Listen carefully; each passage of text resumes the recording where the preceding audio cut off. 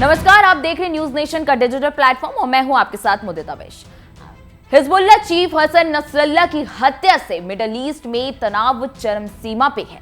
Israel Hezbollah युद्ध में अब शायद ही ईरान खामोश रहे। हिजबुल्लाह चीफ की हत्या यानी नसरल्लाह की मौत के बाद सिर्फ हिजबुल्लाह ही नहीं बल्कि ईरान भी सोच में पड़ गया है।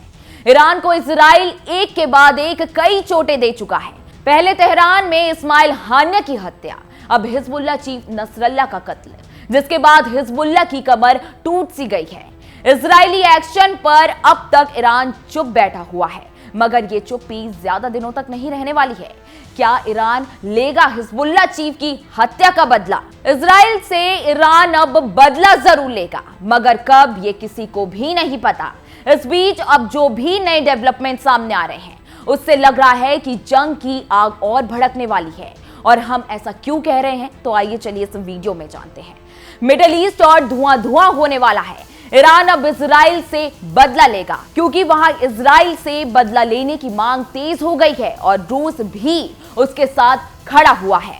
इजरायली एक्शन में मची खलबली के बीच पुतिन के दूत ईरान पहुंचने वाले हैं। माना जा रहा है कि पुतिन के दूत की मौजूदगी में ही ईरान में इजराइल से बदला लेने का प्लान बनाया जाएगा। दरअसल पुतिन अपने रूसी प्रधानमंत्री को भेज रहे हैं। रूसी पीएम सोमवार को ईरान में रहने वाले हैं और वहां के राष्ट्रपति मसूद से मुलाकात करेंगे।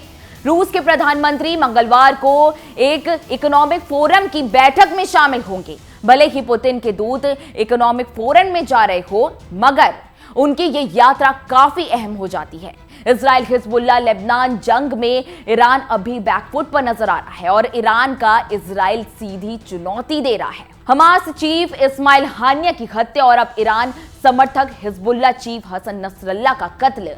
इजराइल ने एक तरफ से ईरान की कमर तोड़ दी है।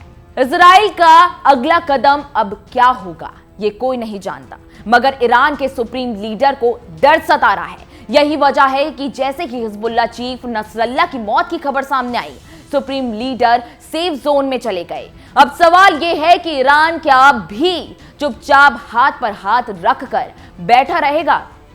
ईरान में इजराइल पर एक्शन लेने की मांग उठ रही है, तो वही रूस भी उसके समर्थन में खुलकर सामने आ गया है। रूस ने तो हसन नसरल्लाह की हत्या की निंदा तक की। इजराइल के खिलाफ जंग में रूस अब ईरान के साथ है। अगर इजराइल और ईरान के बीच खुली जंग होती है तो इसका मतलब होगा कि रूस और अमेरिका सीधे तौर पर आमने सामने होंगे। मिडिल ईस्ट का क्या मंजर होगा वो तो सोच से भी परे है। खैर, फिलहाल इस वीडियो में इतना ही। देश दुनिया की तमाम बड़ी खबरों के लिए आप हमारे साथ बने रहें और देखते रहें न्यूज नेशन। न्यूज नेशन अब व्हाट्सएप पर खबरों की ताजा अपडेट के लिए न्यूज नेशन के इस QR कोड को स्कैन करें।